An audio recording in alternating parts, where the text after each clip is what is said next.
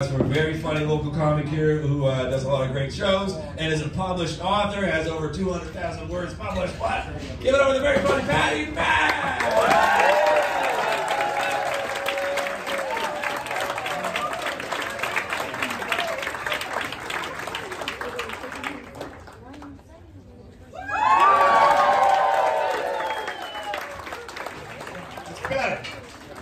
Alright, you know what? We're going for the jugular right off the bat, okay? So we're going to talk about men and women and their differences. But, first thing I'm going to do, talk to the ladies. I'm going to read you a statement.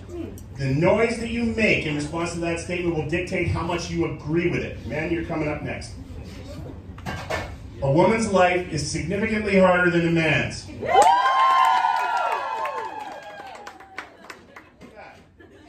Okay, guys, you're up.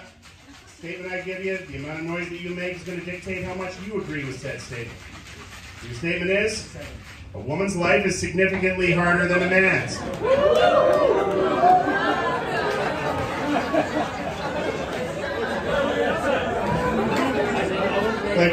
Like 20% of this bar wants to get laid. Where were the rest of you? Holy shit, that's the layup of layups. I'm like Magic Johnson and just feeding it to you. Even if you don't agree with that statement, I mean, for the love of sexual self-preservation, I mean, yes! Of course their life is harder. I mean, is this really a debate? I mean, I love when I have this conversation with my men's league teammates, right? We're getting changed after we play our hockey game or whatever, right? They say, you know what I fucking hate, man? Is every time that you have an argument with a woman about whose life is harder, they always throw menstruation and pregnancy in your fucking face. Well, would you take a knife to a gunfight, you moron? Because if you did, you deserve to get shot. Holy shit. I have looked through the men's inventory of crosses that we bear, and I'm telling you, there's nothing better than a knife on our side, whereas menstruation and pregnancy would be two 44 caliber fucking guns, man. Well, I mean, you don't believe me, let's just listen to the facts. Okay, from the age of 12 until the uterus quits, a woman bleeds every single month just to let her know she's not pregnant. Like, even the good news sucks. I mean, for men, it's completely different. Like, a woman say, yes, I got my period. And the man's like, yes! You got your period, man! That is so fucking horrible. I mean, I can think of 1,000 different ways to let a woman know that she's not pregnant where blood isn't involved. I mean, if men menstruated, okay, if that was my reality, I'd be a bitch every single day of my fucking life. I would be unbearable, okay? Like, none of this PMS shit. No. There'd be the pre-menstrual syndrome, the premenstrual syndrome, the during menstrual syndrome, the post-menstrual syndrome. I'd be unbearable. People would be like, Paddy, why are you such a bitch all the time? You need me to explain it to you. Okay, well, here it goes. I'm a bitch all the time for a lot of reasons, but it's either because in 18 days, 14 hours, 32 minutes, and 16 seconds, I'm going to have blood running out of my cock for a week. Got it! Yeah, you thought it was hard to get a blowjob on a good day. And don't even start me with the tampons. I got to get an erection just to put the fucking thing in. You see, it's either that or the fact that I'm going to have to do it all over again next month, or because I've been doing it for 40 fucking years, or because my only options to get out of this predicament was to get pregnant, have a hysterectomy, go through menopause, or death.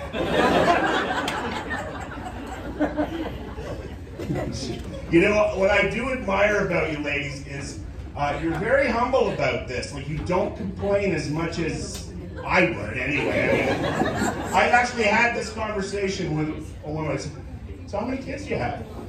Oh, I have 3 kids. They are the love of my life. And I don't know what I did to deserve such happiness. You don't know what you did. I'll give you a hint. You had kids. That's what you fucked. You don't remember having inconsequential sex that gave you no enjoyment whatsoever, followed by nausea, heartburn, vomiting, and then you gained weight. But that was so bad because you got a new set of clothes. But then after you got bigger, you know, then you started leaning on your sciatic nerve, and you started to feel like you were being shish kebabbed. And then we haven't even got you in the birthing room, because when you got into the birthing rooms, it turned out your vagina wasn't big enough. So they gave you an episiotomy. They treated your vagina like a piece of filet mignon. You don't remember this. How could you forget that? How could you get is there anything in life that could be more invasive to the human body than a 40-week gestation period? Holy shit, if my body got used in like fashion to bring another human being into the world, I would never, ever forget that. And more importantly, and this is critical, I would never let that little prick forget it either. Oh, piss me off in the slightest, I'm telling you. Junior, I need you to go outside and mow the lawn before you go and hang out with your friends. Aw, why do I have to do it? You have to do it because I didn't swallow you, that's why. Yeah, that's right, the only reason you are here, the only reason you have a pulse is because I have a gag reflex. Okay? Now listen, there was 130 million of you in that fucking load and I got you. Okay? So stop acting like the poster boys for birth control and get the fuck outside.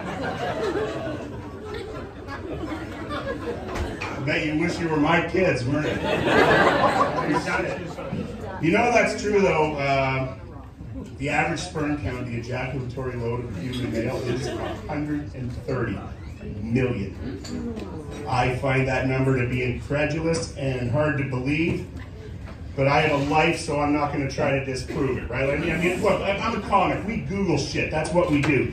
I expected the answer to be like 250 maybe. Like, there's no way you're going to convince me you could fit 130 million of anything in my belly button. Okay? 130 million. Do I want to disprove that? No. You know why? Because I don't have to swallow it. That's why. Okay? Hey, look. Otherwise, it was 250. I would scoop it out of my belly button, put it in a petri dish, take it to the lab, and count it. And you know what I think is really, because you know what that look you have on your face right now? You're like, oh my God, is that true? 130 million? Shit, I've given like 1,000 blowjobs. I swallowed, I don't know, 25% of the time. You carry the 9. Oh my God, I swallowed the Earth's population like 20 times. Oh, right, every time I do it, it's like having 20 Holocausts in my mouth. Listen, since you're being such a good sport, remember, we haven't talked about pregnancy yet, okay? I'm telling you, fellas, if you hadn't believed me, if I hadn't proven my case by now, this may not help, but I'm telling you, I'm going to borrow your vagina for this joke. Now look, guys, pay attention now, okay? So if you had to look down the barrel of the stirrups and watch a vagina try and bring a baby into this world, you have no idea what an evolutionary lottery ticket. I'm telling you, the G-string union did not negotiate effectively on behalf of its membership. Because you look down that pipe, and all you realize is your only contribution to this whole process was an orgasm. And I'll tell you something right now, it was not her orgasm. Oh, look, hey, I would love to stand here and tell you that my 2 kids were born out of earth-shattering porno sex where the paintings fell off the wall and the bed frame collapsed and the dog went mental and the neighbor called the cops. But you can't do that in 60 seconds. It's impossible. I'm telling you, men are about as important a procreation process as an Allen key is for a piece of IKEA furniture. Like, you can't make that little fucker without us, but once you make him, you'll never use us again. You guys are great. Thank you.